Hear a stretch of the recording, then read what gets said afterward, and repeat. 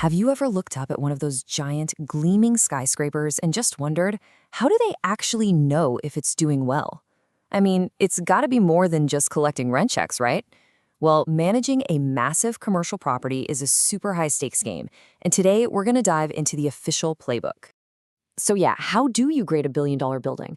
The best way to think about it is like you're managing a pro sports team. You wouldn't just cross your fingers and hope your team is winning. No way. You track every single stat, points, assists, defensive plays, everything. You need that data to know exactly where you stand. And it's the exact same idea for a giant office tower. Because let's be real, without a scoreboard, you're just flying blind. You're guessing. And when we're talking about an asset worth hundreds of millions or even billions of dollars, well, guessing isn't really a great strategy, is it? You absolutely need a way to keep score, to see if you're at the top of the league or, falling behind the competition. And in the world of commercial real estate, that scoreboard has a very specific name. It's called benchmarking. And put simply, it's just the process of systematically measuring how your property is doing compared to other similar properties. It's how the pros, the asset managers, find those hidden performance gaps, spot opportunities to get better, and ultimately, how they make much, much smarter decisions. Think of it as the official scoreboard for the entire industry. Okay, so if we're gonna keep score, what are the stats that really matter? What do we need to be tracking? Well, the whole game is basically broken down into 4 essential categories that together tell the complete story of how a property is really performing. All right, so performance is really judged across these 4 critical areas. First up, you've got financial performance. That's the bottom line, the raw numbers like net operating income that drive the whole investment. Then there's operational efficiency. Basically, how smart are you about spending money to run the place? Third is leasing and revenue. How good are you at filling the building, and are you getting the right price for it? And last but definitely not least is tenant experience. This is all about how happy your customers, your tenants, actually are. Let's just zoom in for a second on operational efficiency. I mean, asset managers track every single dollar spent per square foot.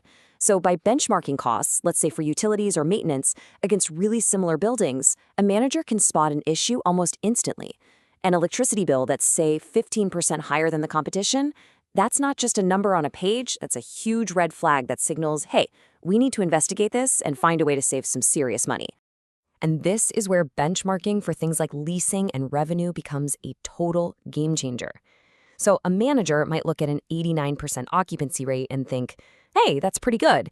But when the benchmark shows that the market average is actually 95%, well, suddenly that pretty good number looks like a major performance gap. This is how data turns these vague feelings into a very clear, very urgent call to action. So you've got the data, you know where you stand, what's next? Because this isn't just about collecting a bunch of numbers and putting them in a spreadsheet, it's about actually using them. This is the strategic playbook that turns all that data into decisive, meaningful action.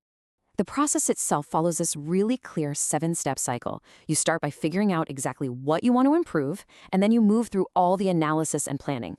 But here's the crucial part. It doesn't just stop there. That final step, monitor and adjust, makes the whole thing a continuous loop. This is not a one-time report, it's a constant discipline, always pushing to get better and better. Now, I know what you might be thinking right now. A great question is, wait a minute, aren't all buildings totally different? It just seems unfair to compare a brand new skyscraper in, say, downtown Manhattan to an older building out in a suburban office park. And you know what? You'd be absolutely right. And that's exactly why selecting the right peers, the right buildings to compare against is so incredibly crucial. You have to compare your building to others that are genuinely similar. We're talking about the same asset class, in the same part of town, around the same age, size, and even with a similar mix of tenants, right? You wouldn't compare a pro baseball team to a soccer team. You compare it to other teams in its own division. It's the exact same logic here. And on top of that, you have to make sure you're comparing apples to apples financially. In some buildings, the landlord pays for all the operating costs. In others, the tenant pays for them directly. Well, this can make one building's expenses look way too high and another's look way too low. So to get a fair comparison, you have to adjust or normalize the data. You're basically making sure everyone is being measured by the exact same yardstick. So once all your data is cleaned up and normalized, how big of a difference actually matters? When should the alarm bells start ringing?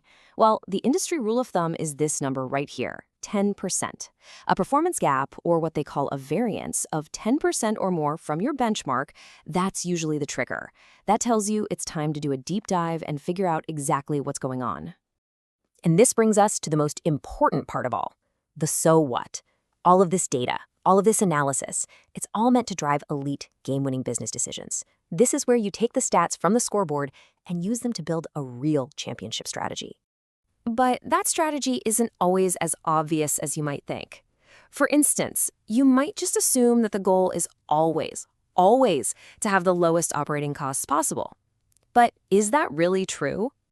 And the answer is a definite no. I mean, sure, slashing costs might look great on a spreadsheet for one quarter, but if it means the elevators are always broken or the lobby is never clean, guess what? Your tenants are going to leave. The best managers use benchmarking not just to cut costs, but to find that perfect, delicate balance between running an efficient building and creating real, long-term value. And really, at the highest level, benchmarking helps answer the biggest strategic questions. Things like, should we buy this new building? Which of the properties we already own has some hidden potential we can unlock? And maybe most importantly, when is the right time to sell an asset? The data literally guides every single one of these major decisions. This chart really brings that strategy to life. A property that is constantly underperforming the market average, well, it becomes a pretty clear candidate to sell. And what about an outperformer? The data validates your strategy to hold on to it. Benchmarking completely removes the guesswork from these massive portfolio-level decisions, and it replaces it with cold, hard, data-driven clarity. Because in the end, that's what this is all about. The ultimate goal here is to transform all of that raw data into smart, actionable insights. Insights that lead to better-run buildings, which leads to happier tenants, and most importantly, leads to much stronger investment returns for the owners. It's a win-win-win. So the next time you look at one of those massive skyscrapers, you'll know. You'll know there's this whole invisible world of data humming along behind the scenes. It's not just a building. It's a finely tuned machine that's being constantly measured, tweaked, and improved. Which really leaves us with just one final thought. Your building has the data.